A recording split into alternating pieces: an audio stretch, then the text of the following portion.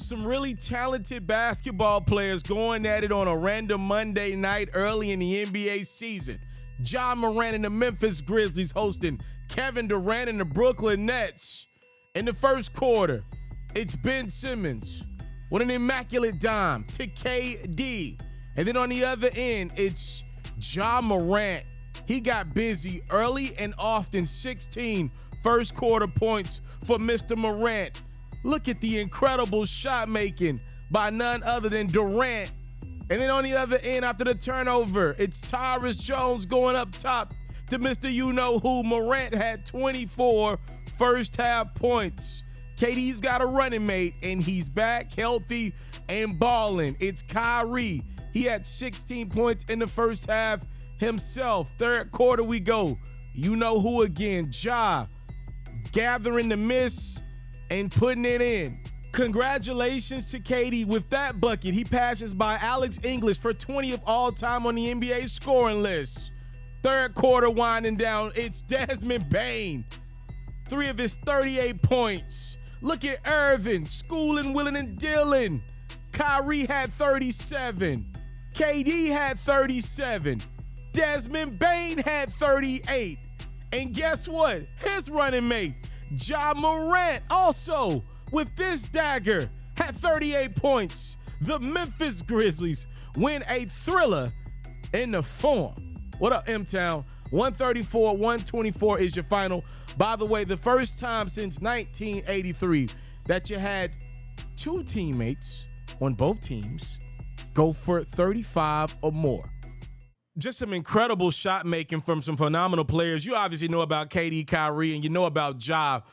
Desmond Bane's one of my favorite players in the league right now. The sooner the Memphis Grizzlies get Dillon Brooks away from him, the better. I've been telling y'all that for months now. Desmond Bane is real deal Holyfield. He is Morant's running mate. We thought it would be Brooks, but it is Desmond Bane. I'm telling you that one of the best shooters the league's got. Desmond Bane, an absolute bucket getter, 38 points, a career high for him.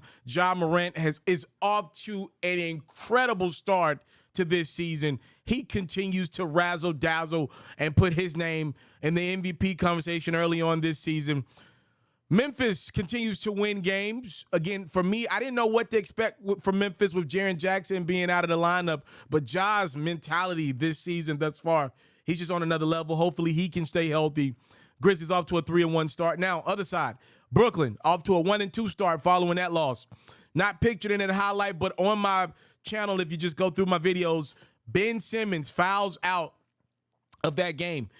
So far, 17 fouls, 14 points for Ben through 3 games as a Brooklyn Net. That is not good enough. They got him there to play defense, and specifically to guard guards. And Desmond Bane and Morant both went for 38 points, so he wasn't doing a good job at guard guards.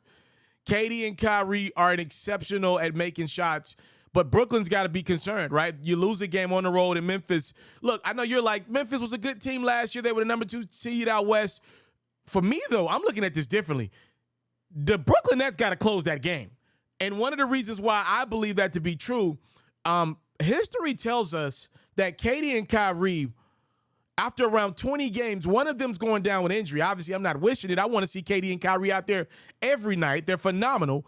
But history shows us they're not going to be healthy on that court past the 20-game marker for whatever reason, whether it be KD go down with injury, Kyrie go down with injury, somebody storm the Capitol, whatever the reason may be. History shows us they won't get past 20 games together without something happening, causing one of those two guys to be off the court. And if you're losing these games early, it might cost you late. I believe what got the Brooklyn Nets eliminated from the first round more than anything was that they didn't win enough regular season games. They put themselves in a position to be taking on a team that ended up going to the NBA Finals and winning 2 games against the Warriors. They had to take on Boston in the first round because they didn't win enough regular season games. They were the 7th seed. They had to win that play-in tournament.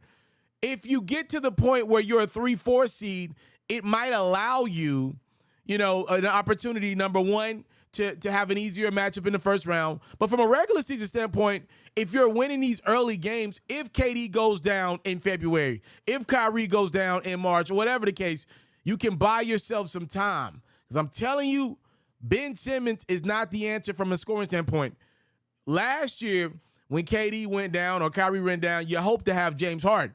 Ben ain't giving you nothing offensively. So this will go quickly. If KD and Kyrie were to go down with injury this year, it will literally become a one-man show.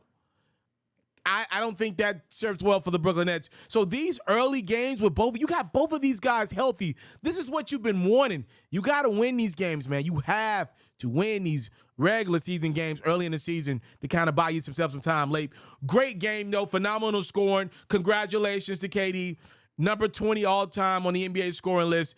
I'm sure he's going to pass a couple more guys when it's all said and done.